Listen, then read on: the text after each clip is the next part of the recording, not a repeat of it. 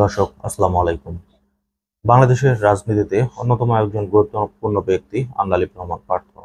আন্দালিব রহমান পার্থ বিভিন্ন সময় সরকারের সমালোচনা করে বেশ জনপ্রিয়তা অর্জন করেছে এবং আওয়ামী লীগ সরকারের তিনি আত্মীয় ছিলেন, এটাও সবাই জানে। আওয়ামী লীগ সরকারের সময় সব শেষে কিন্তু তাকে গ্রেপ্তার হতে হয়েছে। তাকে নিয়ে অনেক আলোচনা সমালোচনা রয়েছে।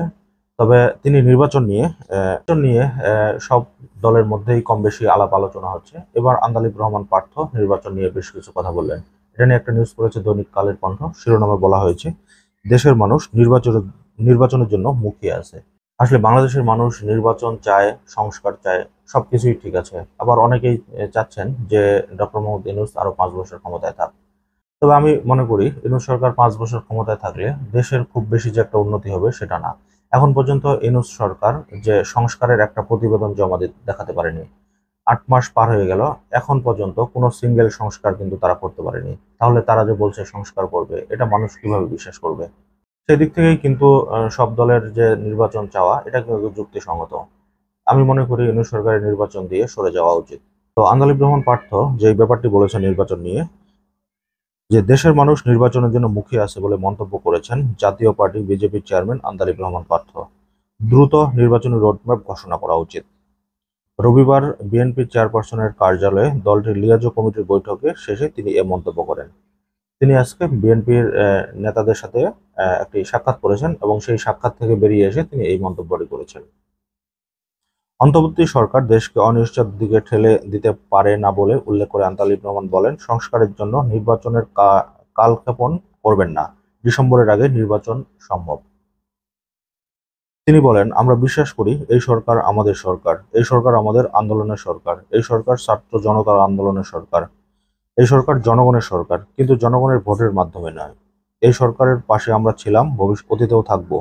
এছাড়াও তিনি বলেন, দেশের স্বার্থে দ্রুত সময়ে নির্বাচন আয়োজনের দাবি জানিয়েছেন বিজেপির চেয়ারম্যান। নির্বাচন দেরি হলে একটা মহল পরিস্থিতি ঘোলাটে করার চেষ্টা করবে, আর যে সংস্কারগুলোতে সবাই একমত সেগুলো সরকার নির্বাচনমুখী হতে পারে। তবে নির্বাচন নিয়ে আসলে যে উত্তেজনা তৈরি হয়েছে, এটা যদি ইউনূস সরকার যদি আরো দেরি করে তাহলে কিন্তু ইউনূস সরকারই বিপদে পড়বে। ইউনূস সরকার চাইবে না। আমি মনে করি যে ডিসেম্বর বা জুনের মধ্যে যে রোডম্যাপ ইউনূস সরকার ঘোষণা করেছেন, হয়তো এর মধ্যেই নির্বাচন দিবেন। শেষ বয়সে এসে ইউনূস সরকার যদি চায় যে তিনি তার মান সম্মান বিসর্জন দিয়ে হলেও ক্ষমতায় টিকে থাকবেন, তাহলে জনগণ কিন্তু আবার নেমে যাবে ইউনূস সরকারকে নামানোর জন্য। যারা বলছেন যে ইউনূস সরকার সংস্কার করবে, 8 মাসের অধিক সময় হয়ে গেল, সংস্কারের কোনো কিছুই কিন্তু এখন পর্যন্ত দেখাতে পারেনি। কোনো একটা সিঙ্গেল সংস্কার কিন্তু করতে পারেনি। উল্টা আসিফ নজরুল বা আসিফ মাহমুদ, সজীব ভুঁইয়ার মতো লোকরা হাজার হাজার কোটি টাকার মালিক হয়ে যাচ্ছে।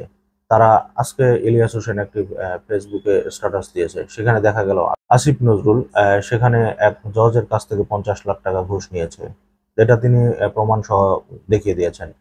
এবং আবার সেই জজের বিরুদ্ধে আবার তদন্ত শুরু করছেন। আসলে কি সব গাঁজাখড়ি চলছে এখন দেশের মধ্যে। আসিফ নজরুল যদিও এই আন্দোলনের সময় একটা জোরালো ভূমিকা পালন করছিল, কিন্তু তার এখনকার যে ভূমিকা সেটা নিয়ে ব্যাপক প্রশ্ন রয়েছে। একটা সময় আসিফ নজরুলরা জিজ্ঞাসা করতো যে, বা বলতো যে আওয়ামী লীগের নেতাকর্মীদের কি লজ্জা শরম কোনো কিছু নেই? এখন কিন্তু ঠিক সেম অবস্থানে কিন্তু তাদের অবস্থান দাঁড়িয়েছে। এখন মানুষ বলতেছে যে এই আসিফ নজরুলদেরও লজ্জা শরম কিছু নেই। দর্শক, আজকের মতো এই পর্যন্তই। আল্লাহ হাফেজ।